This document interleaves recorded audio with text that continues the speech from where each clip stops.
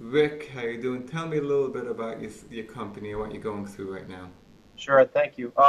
As you know, Ed, we've been selling for about 15 months. We've figured out that Amazon's a wonderful platform, and we've been scaling our business. We've gone from 0 employees to about 15 in the last year. We've scaled up to over $1 million a month in Amazon revenue. We don't make a huge profit, but we make about a 10 or 15% margin. Amazon honestly makes 15% too. And this is, we've lost being suspended since May 5th. We've already lost over $1 million in revenue. And I've got 15 people who depend on feeding their family, from this revenue. So we're really getting to the point where it's becoming dire straits, and I have to think about how do I lay off people who feed their families because I promised them a secure job. You asked me to go into the details, Ed. We got suspended on May 5th. And I'm sorry, my camera's way up there. I'm sorry for the eye contact. We got suspended May 5th, and I believe we've been labeled, maybe inaccurately, as a repeat offender for manipulating seller feedback, not product reviews. We've never asked anybody to review a product, and honestly, we sell consumer goods that are not our own design or manufacture. I'm not private label, so we're not concerned with that. So it's not product reviews. Our issue was seller feedback.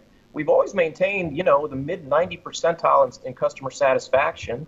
And, in April, I think April 16th, we got suspended for manipulating seller feedback. Back then, I got a phone call that day, and I was told very simply, you're being suspended for manipulating feedback. And when I drilled down and asked what was going on, the very nice girl that I talked to, and it's in that letter I sent you, Ed, she basically told me, well, you have an issue because you're basically offering to pay people, to remove the bad feedback. And that's not what we intended. What we were doing was, if a customer was unhappy, we were simply reaching out to the customer and saying, we want to make you happy. We can give you a refund. For example, if you got something late, but we're still able to use it, we'll refund your money. Please keep it. Or if they were just unhappy with the product or it got damaged, we would say, hey, and I learned this from Amazon, by the way, how about if I give you a $25 gift card from Amazon that you can spend anywhere on Amazon? We never asked them that they had to buy from us again. It'll never expire. And just, that's our way of apologizing to you and making it up to you. And so this is what we were doing, was offering an Amazon gift card to an upset customer. Now, interestingly, Ed, I learned that from Amazon. I'm a Prime customer for almost 20 years. And I've been giving gift cards from time to time when Amazon had issues with my orders. So this is a practice I thought was consistent with Amazon's values.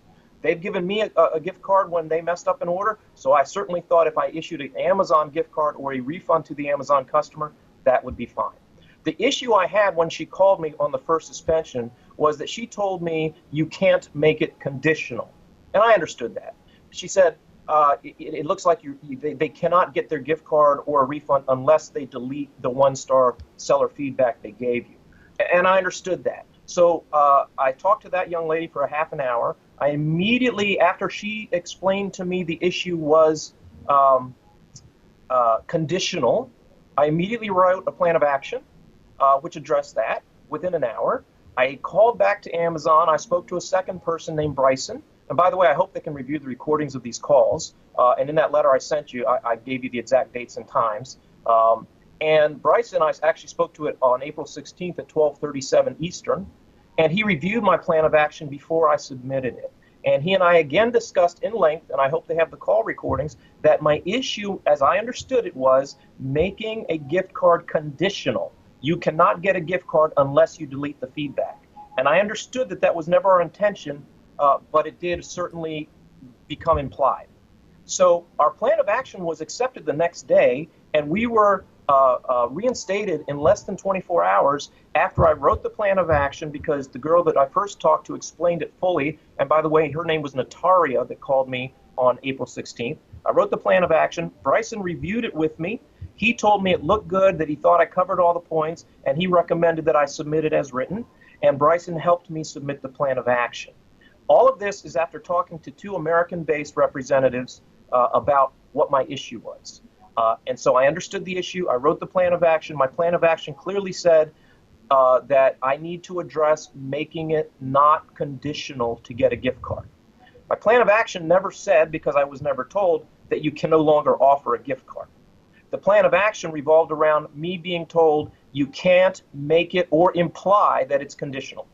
So our plan of action was accepted, and we were back in business. Thank you, Amazon. That was great because we love selling on Amazon. Employees were thrilled.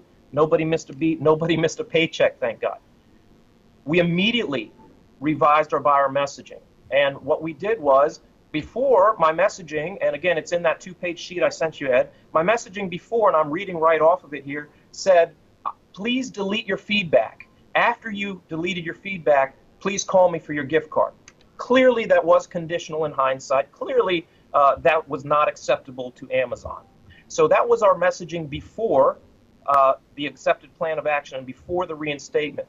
The immediate revision I made on April 17th was where I deleted that message that said, please delete your feedback first. I deleted that line. So now I'm not making you or demanding that you delete feedback first. I simply said, I still hope you'll delete the feedback. Please call me for your gift card.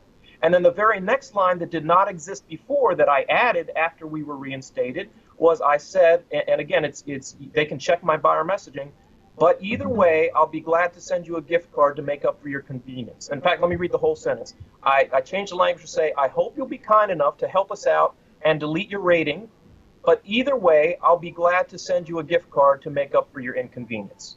So yes, Ed, you've been in business a long time and you've educated me. We didn't go far enough. Yes, we absolutely, in my opinion, and it was my intent, followed the spirit, intent, and written letter of the plan of action. I no longer made it conditional. I removed the line that said, delete it first, then call me. And then afterwards I said, but either way, I'll still give you a gift card. In my mind, Ed, as an honest businessman, I really thought I followed the intent. In hindsight, as you've explained to me now, because I wish I had you on my side before I made the changes, that probably wasn't far enough. So what's happened, either Amazon looked at one of our old messages and we got suspended a second time on May 5th, or they looked at our old messaging and our new messaging and really didn't notice the subtle changes. And I'll take responsibility because my subtle changes should have been much bolder. Or they looked at the changes, recognized my changes, and they decided, as you probably think, Ed, that my changes weren't good enough. But here's the conclusion, because I don't want to waste anyone's time. Ed, the changes were made. I didn't write a plan of action, get reinstated, and then say, oh, screw Amazon, we're back in business. I honestly didn't, and we never would. We only want to be a top-rated seller. What we did was get a plan of action, get it approved, and immediately make those changes. My error as a human being was, since I don't know the internal process of Amazon, was I didn't go far enough. I didn't go out of my way to really use stronger language that says, even if you leave a bad feedback for us, I will still give you a gift card. This is not conditional. In hindsight, that's probably what I should have written, but we might have still gotten suspended just for offering a gift card in exchange for review. So I think our better practice is, Ed, as you've counseled me, is we just can't tie the two together. We have to just make the customer happy, make them happy first, and then if they choose to revise the rating, so be it. And that's really what I want everyone to understand is we're not trying to game the system, and we're not selling counterfeits, we're not selling used as new, we're not, hijacking listings, we're not doing all those vicious things that Chinese, companies and importers do. We sell American-made products, that are all legal and legit and brand new, gosh, we're trying really hard. And the frustrating part for me is I feel what we did is misunderstood because we intended to do the right thing. And if I could just get a human to look at the messaging before and after, I think a human could see that. And then the other two concluding points I want to make are, don't take my word for it. Go back and just listen to the recorded calls on the 16th with Nataria and then with Bryson when we were crafting my plan of action. And I promise you, if somebody listens to those phone calls, they will hear that I was told, Nataria called me. I didn't call them. It was great. They called me, and they broke the news to me, oh, my God, you're being suspended. And I said, well, wait, let me fix it. No, we're suspending you first. Write a plan of action. But she was nice, and she explained the reasons why. And we talked for half an hour. Right. And she's the one that said it, She Yeah, said, I hear you loud and clear. I just want to keep it at least under 10 Sure. minutes. Okay. Anything about the process with Amazon? I mean, no one communicated with you at all in the second suspension, correct? Correct. We just got a suspension, and we did write a revised plan of action. As you know, we've asked you for your assistance and your advice. And what's frustrating to me is we just don't get an answer. We really don't know. And Ed, let me just conclude. We have $550,000 that we owe suppliers, we owe payroll. You know, the Amazon model is I have to buy my inventory first, I have to ship it first and wait to get paid. Amazon, $550,000, it's a rounding error. For us, it's everything. It's the livelihood of our entire team and whether I can keep families fed. So it's important to us. Yeah, oh yeah. So thank you so much, and I'll see if I could, if there's anything else left to do. Thank you Thank so you. much. And I'm 100. Can I just say one last thing? I'm 100% happy to have any messaging we send reviewed and approved first because we're not trying to manipulate. Okay. Thank you so much. Thank you, Rick. Thank you so much. All right. Bye bye. Bye.